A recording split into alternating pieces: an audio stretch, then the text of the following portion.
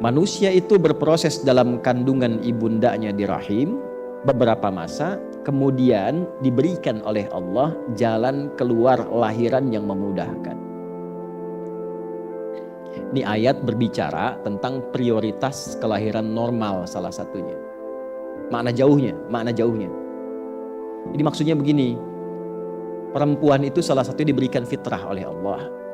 Ada rahim untuk mengandung, diberikan yang kokoh di dalamnya. Prosesnya disebutkan nanti di Quran surah ke-22. Di antara isyaratnya di ayat ke-5 Al-Hajj. Quran surah 22 ayat 5. Ya. Sudah? Ya ayyuhan nasu in kuntum fi raibim minal ba'tsi fa inna khalaqnakum min nutfah, dan seterusnya ayat. Ada?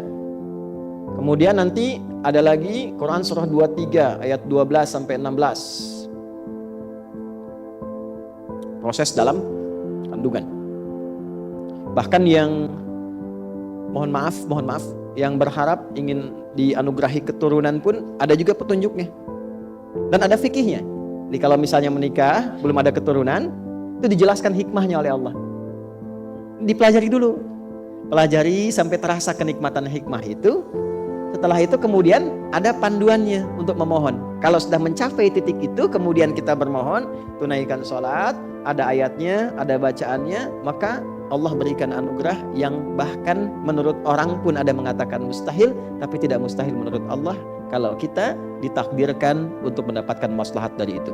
Misalnya Quran surah ketiga Ali Imran di ayat 38 sampai 39. Itu dibacakan dalam kesempatan sholat di mihrab misalnya saat malam tahajud gitu ya.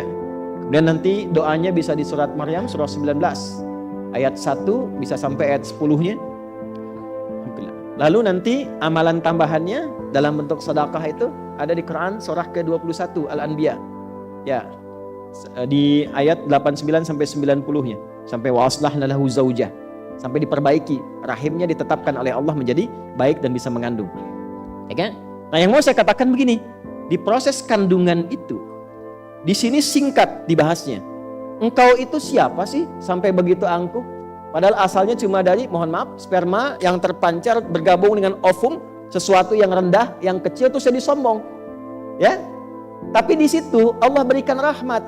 Allah berikan rahmat. Dari engkau yang terhina kecil, aku rawat. Qaddarah, aku berikan masa yang terawat di dalam rahim. Sampai diminta berpikir lagi.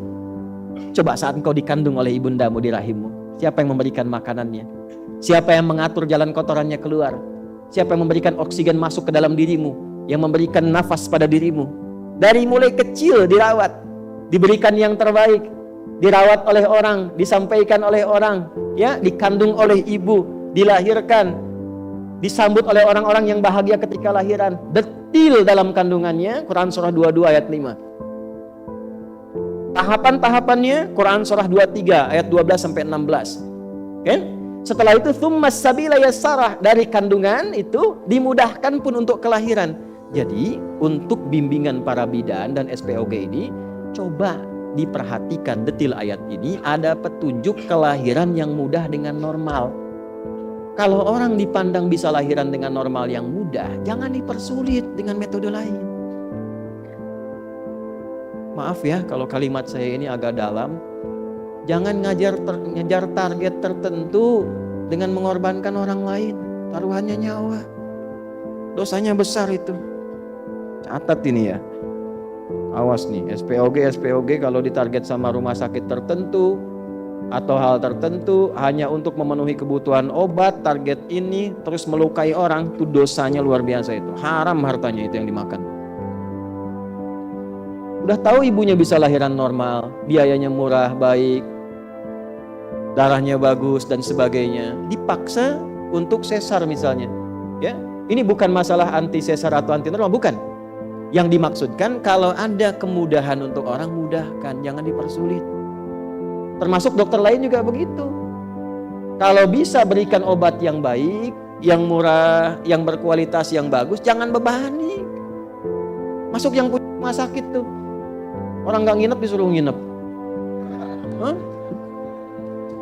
diatur visitnya. Padahal bisa visit jam segitu, visitnya tengah malam. Saat kuntilanak bertebaran dia datang tuh. Jangan begitu. Gak tahu suruh pulang masih kasih obat lagi. Ini saya agak keras ini. Ada kawan kami sahabat saya, Pak Ibu, di pesantren satu kamar. Orangnya pinter matematika, pinter hitungan, macam-macam. Orangnya baik. Sakit flu, kasih obat, jadi sakit telinga. Sampai sini aja bisa senyum, tapi setelah itu bisa marah. Konsultasi ke THT, dikasih lagi, kuat lagi, telinga makin sakit. Nyambung ke saraf. Sarafnya error sampai membentur-benturkan kepalanya ke tembok. Sampai nggak sadar, sampai meracau. Begitu berujuk lagi, dirujuknya ke rumah sakit jiwa. Marah kita sebagai temannya dengar itu. Dosa itu. Dosa. Kok bisa gitu begitu? Nah, makanya yang pendidikan koas dan sebagainya, tata dengan baik itu. Nanti kalau terlalu ditekan dengan cara yang tidak baik, melahirkan dokter-dokter yang tertekan juga pada akhirnya. Nah, rumus tekanan di fisika itu banding lurusnya dengan gaya di hukum Pascal itu. F berbanding lurus dengan P. Semakin banyak gaya, semakin banyak tekanan. Gitu. Pola hidup, ini maaf ya saya cerita begini, karena ini bukan nafas Quran, apalagi mengaku muslim, nggak bagus. Ditanya kutilal insan, kok kamu bisa jadi begitu? Nah ini gambaran-gambarannya ya, tolong kalau bisa dipermudah jangan dipersulit. Nah ini termasuk dalam konteks ini tafsir saya sebutkan, ini bukan utak-atik ya, ini ilmu tafsir, sanadnya ada. Maka yang pertama tafsirnya tsummas sabila yassara, bahkan aku mudahkan jalan lahirmu ketika engkau kurawat dalam kandungan ibundamu supaya engkau tumbuh menjadi pribadi yang lebih baik. Kenapa kemudian setelah tumbuh jadi hebat, dapat sesuatu jadi angkuh? Ini tafsir yang tadi.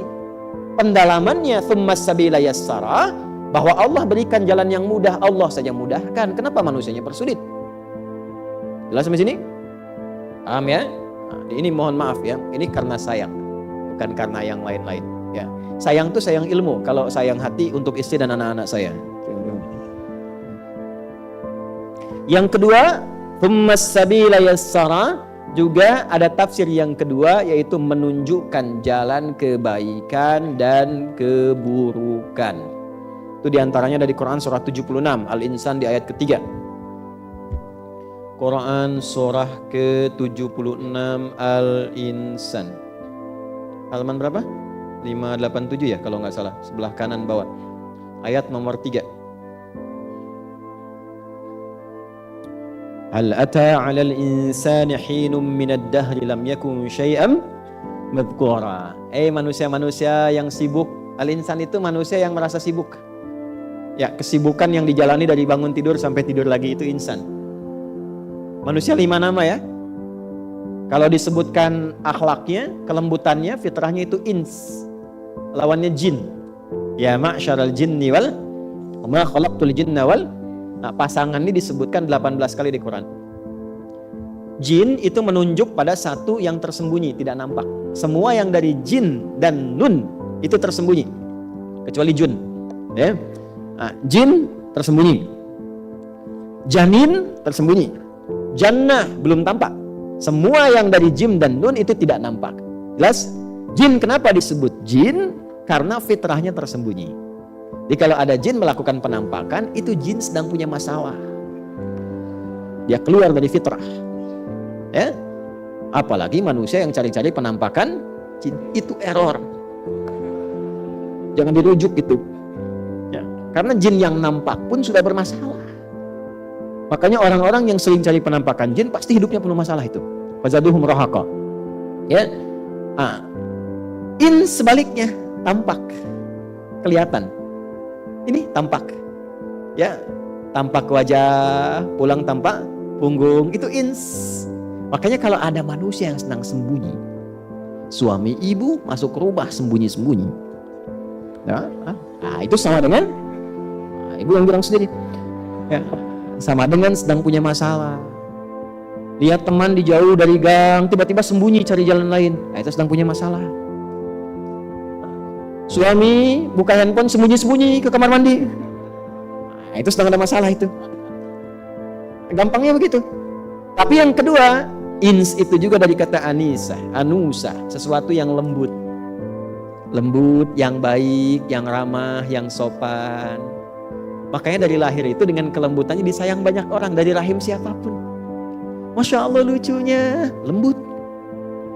Ya, dia tumbuh bergerak aja jalan, ketawa orang.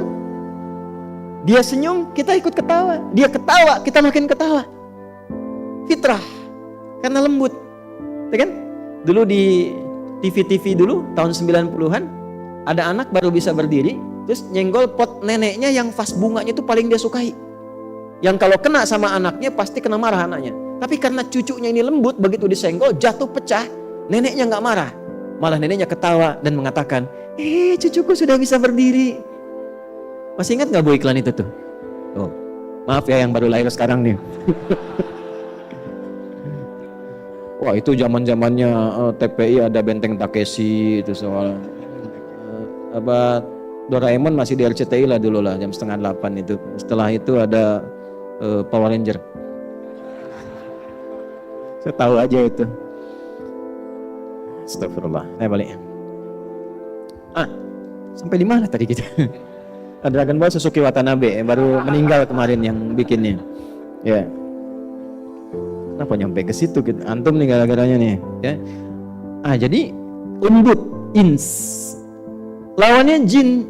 Jin itu kasar, tidak harmoni. Makanya bisa dipastikan tidak ada orang kemasukan jin jadi lembut. Permisi Ustadz, mau ikut ngaji, sedang kemasukan jin itu mustahil. Maksudnya begini, kita itu tercipta lembut. Kenapa setelah tumbuh berkembang menjadi kasar? Antum tuh makhluk halus. Yang kasar itu jin.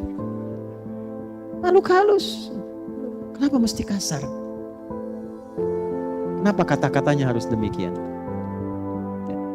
Lembut kita, malu. Makanya kalau baca Quran tuh, baca itu malu, nangis kadang-kadang. Ya, loh kok saya ini kok makhluk lembut, kok barusan bicaranya nggak bagus gitu, nggak enak. Malu sama Allah tuh, nangis saja kita ya Allah. Mudah-mudahan nggak berlebihan gitu. Ya. Nah, insan itu terkait dengan aktivitas yang sibuk. Ya, seringkali disindir, ditanya, kok sibuk tapi nggak punya manfaat. Manfaat itu disebut soleh namanya, amalnya soleh. Rugi orang hidup begitu. Wal 'asr innal insana lafi khusr. Sungguh banyak orang sibuk tapi rugi. Illal ladzina amanu, kecuali orang yang menyibukkan dirinya dengan imannya, maka iman mengajak dia wa amilus, mengerjakan pekerjaan yang banyak manfaat. Jadi bekerjanya bermanfaat. Ya, bukan hanya ibadahnya. Interaksinya bermanfaat, di keluarganya bermanfaat. Terasa keayahannya bagi anaknya, terasa menjadi suami bagi istrinya, terasa jadi istri untuk suaminya, manfaatnya ada. Terasa jadi anak untuk ibunya, demikian seterusnya.